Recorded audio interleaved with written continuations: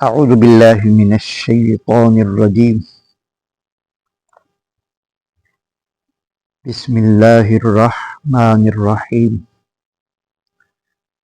من خشی الرحمن بالغیب، اور جو ڈرتا رہا رحمان سے غیب میں، پس پردہ تنہائی میں، وجاء بقلب منیب،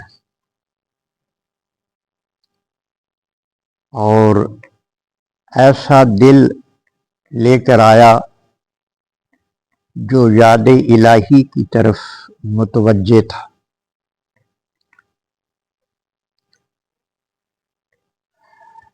یہاں ان آیات میں، یہ سورہ قاف کی آیت نمبر 24 سے ہم نے شروع کیا ہے، جنتیوں کا ذکر ہو رہا ہے جن کو اللہ تبارک و تعالیٰ نے جنت کی نعمت عطا فرمانی۔ ایک صفت اس کی یہ ہے کہ من خشی الرحمن، رحمان اللہ کا صفاتی نام ہے۔ جو شخص رحمان سے، اپنے اللہ سے ڈرتا رہا بالغیب،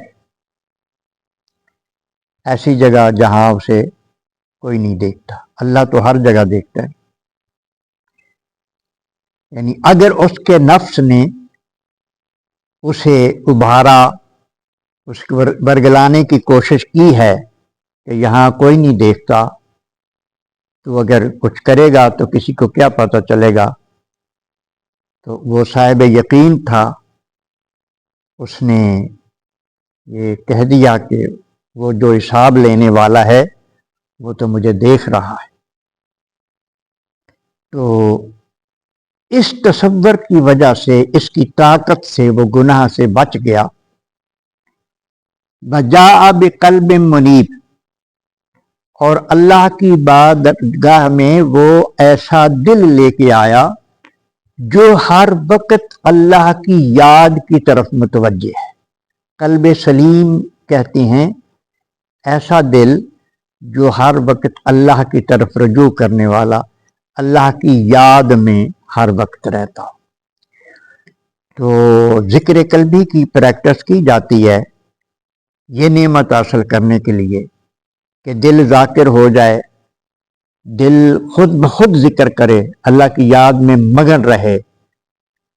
حضرت عائشہ رضی اللہ تعالیٰ عنہ ارشاد فرماتی ہیں کہ نبی کریم علیہ السلام ہمہ وقت ذکر کرتے تھے۔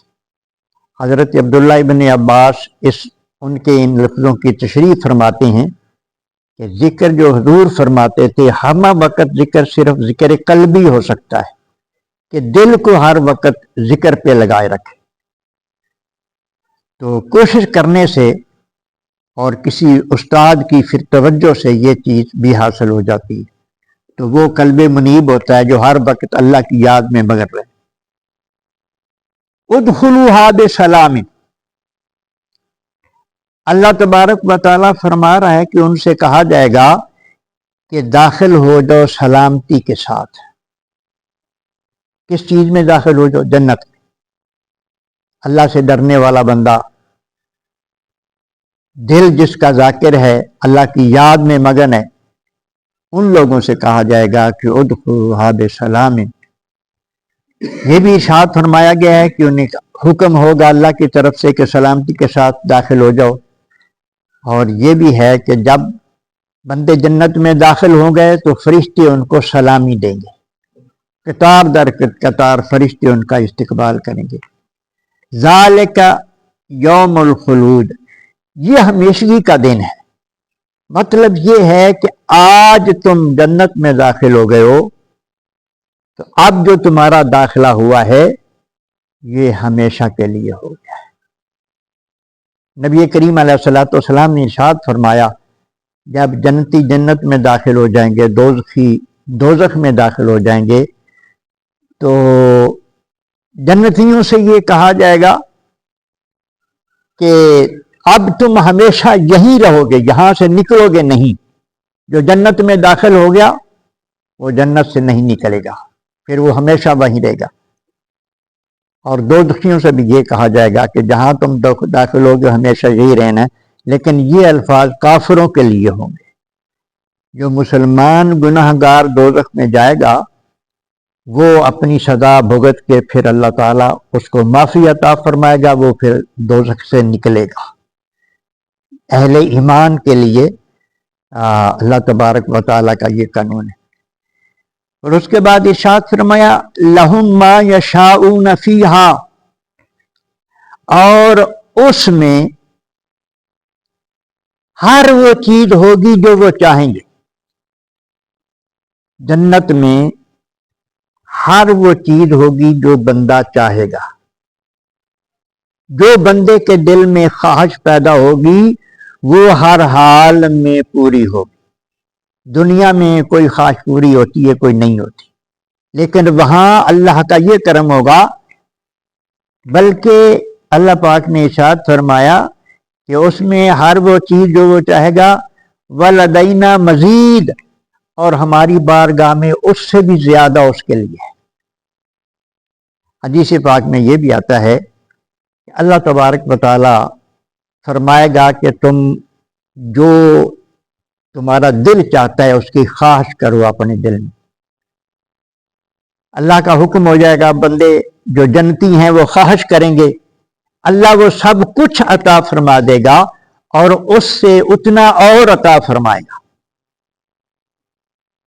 ایک حدیث میں آتا ہے کہ جب اللہ تبارک و تعالی بندوں سے یہ کہے گا کہ اب تم جو چاہتے ہو خواہش کرو، تو جنتی یہ بھی عرض کریں گے کہ مولا کریم، ہاں اللہ فرمائے گا کہ مانگو، کچھ مانگو، کیا مانگتے ہو؟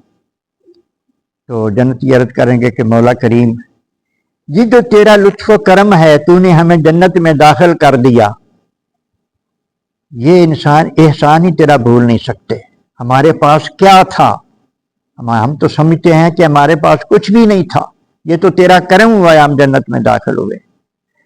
پھر تو نے جو مقام ہمیں عطا فرمائے، تو نے ہمیں یہ جو جنت میں حسن، یہ جو اتنی نعمتیں عطا فرمائی. اللہ اکبر.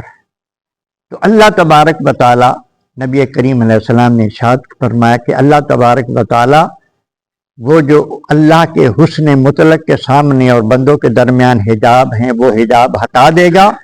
حضور نے فرمایا جس طرح ہم 14ویں رات کے چاند کو دیکھتے ہیں اسی طرح اللہ کی زیارت کریں گے لوگ. تو وہ سب سے بڑی نعمت جنت میں، سب سے بڑی نعمت جو ہے وہ اللہ تبارک و تعالیٰ کا دیدار ہے. سب سے بڑی نعمت اللہ کا دیدار ہے.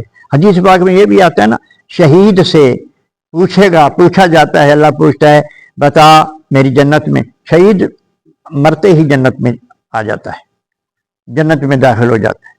شہید کو اللہ پاک نے مقام عطا فرمایا.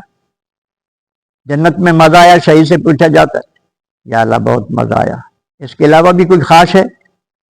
یا اللہ خواہش تو ہے. کون سی خواہش؟ مجھے پھر دنیا میں بھیج، پھر جنگ ہو، پھر میں شہید ہو کے آؤں. اللہ اکبر.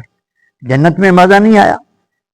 وہ شہید کہے گا کہ مولا جب دشمن نے، دین کے دشمن نے مجھ پر وار کیا اور میری روح پرواز کی، اس وقت جو تیرا دیدار ہوا وہ جو مزہ تھا نا وہ جنت میں نہیں ہے.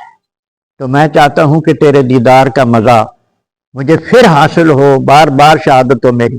اللہ تبارک و تعالی سمجھنے کی توفیق عطا فرمائے اور عمل کی توفیق عطا فرمائے.